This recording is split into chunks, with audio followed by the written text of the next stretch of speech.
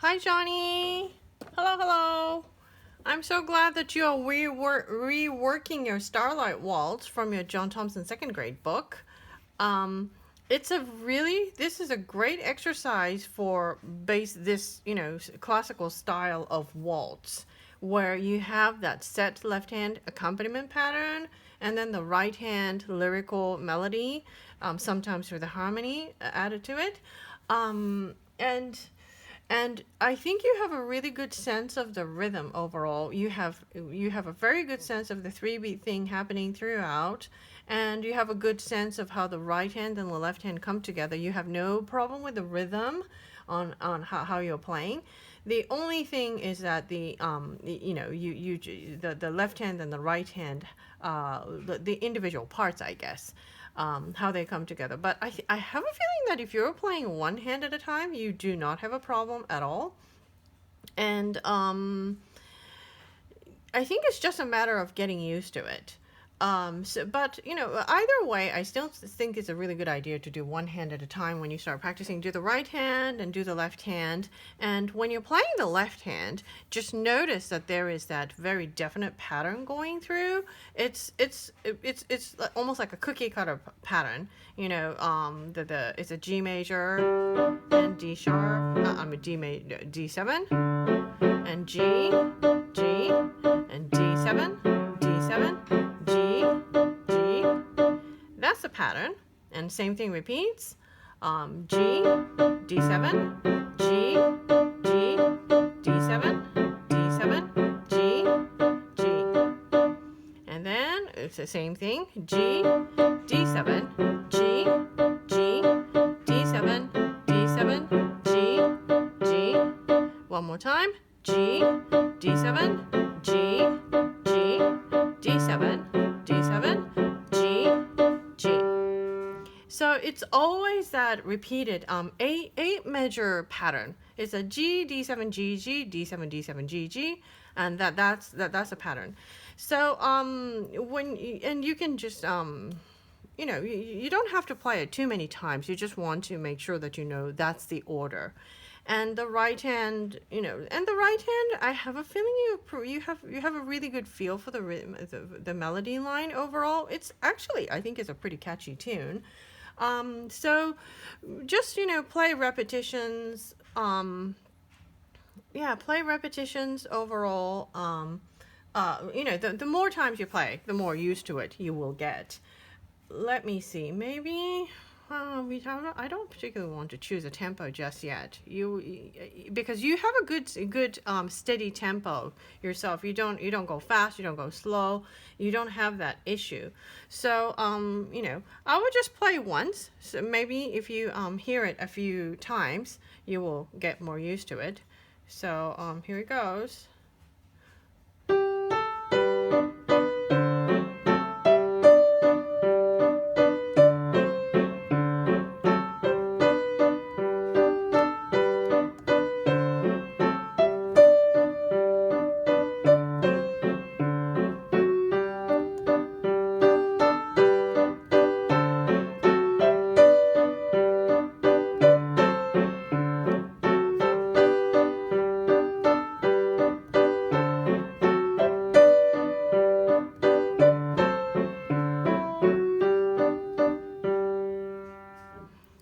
And this time I sort of overemphasized that accent that you see on beat 2 of some of the measures.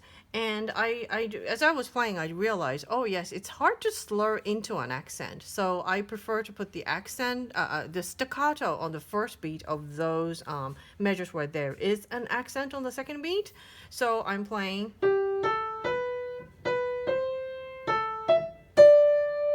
That that helps you emphasize the D. I think that's the easier way to get the accent on the second beat. Next one is.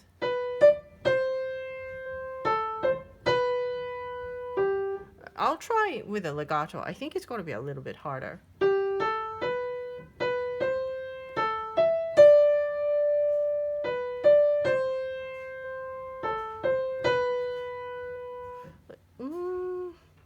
actually I'm a little bit torn. Maybe it does work. Maybe you can do all, not so much staccato. Maybe I'm adding a little too much articulation. I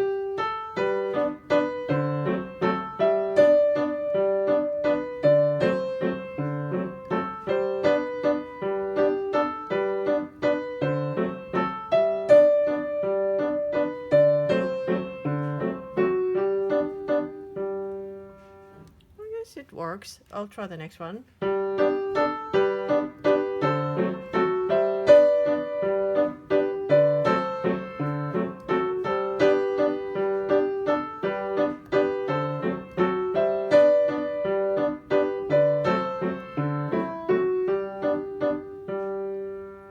I think the last one they may have forgotten to put the accent on the beat too. I think that's the 1, 2, 3, 4. The fourth measure from fine going backwards. Fourth measure, measures back from fine. I think there might have to be. Probably should be an accent on the beat too, as well. So I guess you can do legato. I think it makes it more graceful, I guess. In the past I've usually taught that you could add more staccato, and the reason might have been because the left hand it's hard to play the left hand legato, so you wind up playing them more detached, and many students tend to get drawn into the left hand articulation, and the right hand they might want to play more staccato. So maybe that's why I have resorted to putting a staccato on.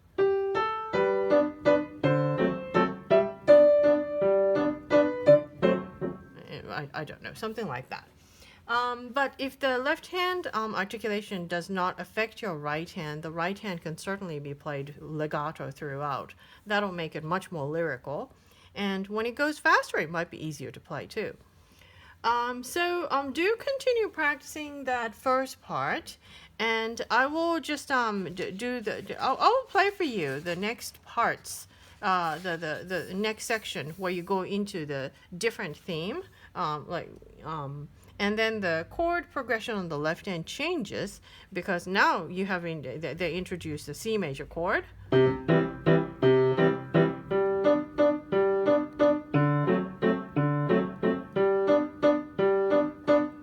So it's that one, and then the same thing repeats again. So you start with the C major, and G, and D7, and G.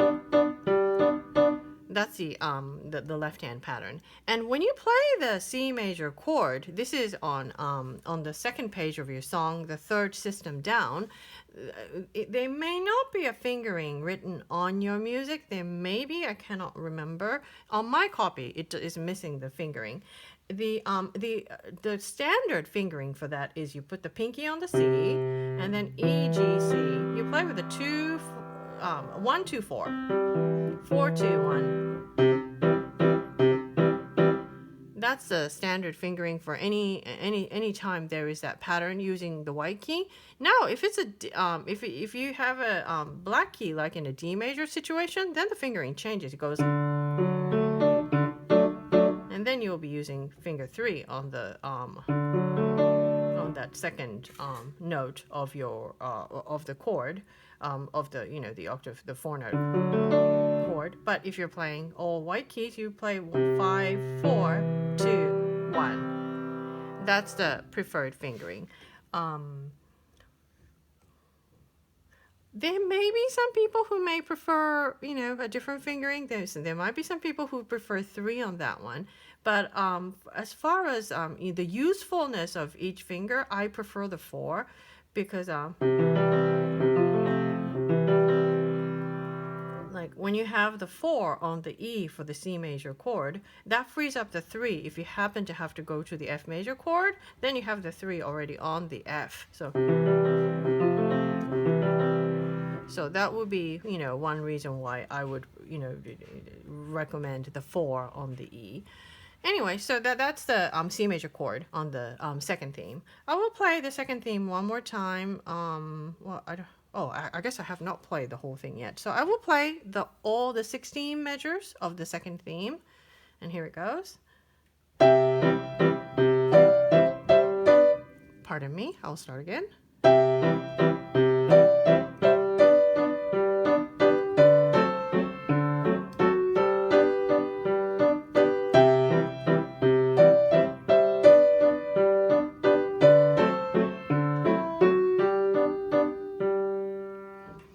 I started out playing staccato, and I decided to go to play legato somewhere in the middle of the first line, and I realized playing legato is a little bit harder because you will have to have a better fingering strategy and better preparation.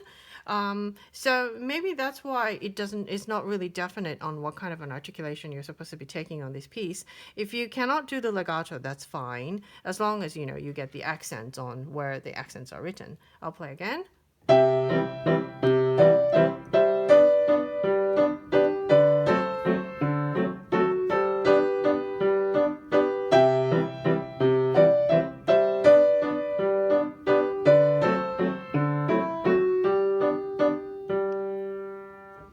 And that's the second theme.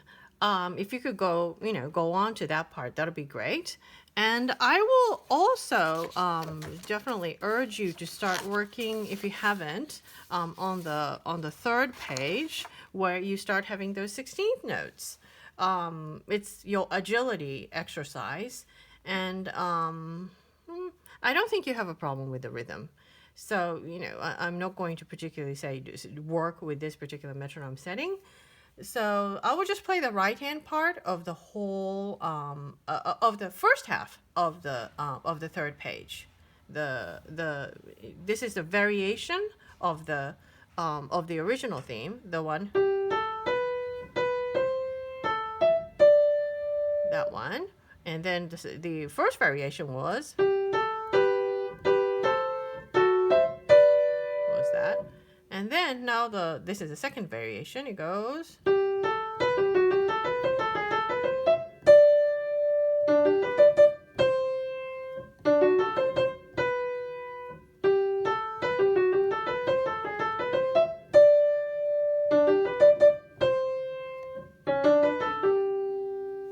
And of course, I mean, you might have to start out a little bit slower and make sure that the fingering is correct.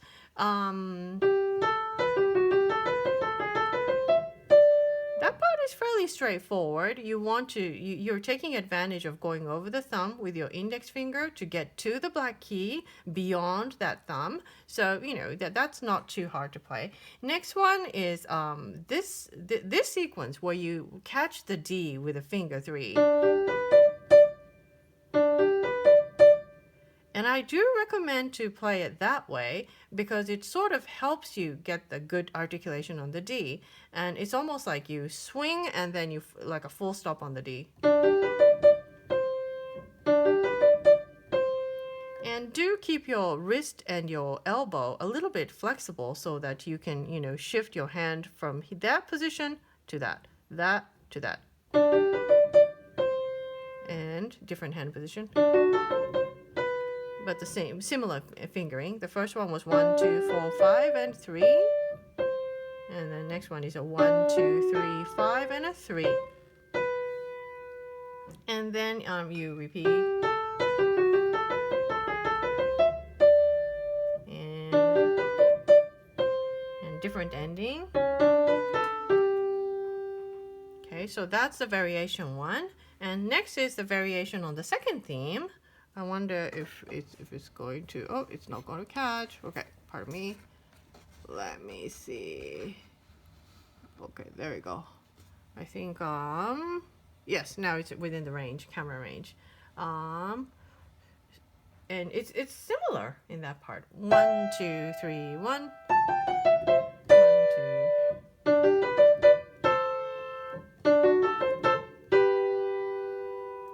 And then, that's the first line. The third page of your song, System 4. 2, 3, 1. 2, 1. 3, 1. So it's a similar technique, and instead of you catch, you have one extra note, and you catch with a 2, 4. And same thing next, and 2, 4. 2, 3, 1.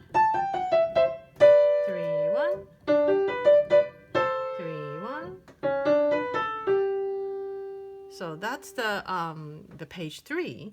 And so the right hand gets significantly busier. Left hand stays pretty much the same, except for a few places where you will not be playing the high D because the right hand is already playing it. It goes. There you play just a B, and back to the D7, G, G, D, G, and B only. And something similar happens on the systems 5 and 6 as well, where the right hand is already playing the D, so the left hand, will not bump into the right hand. I almost, it's almost like.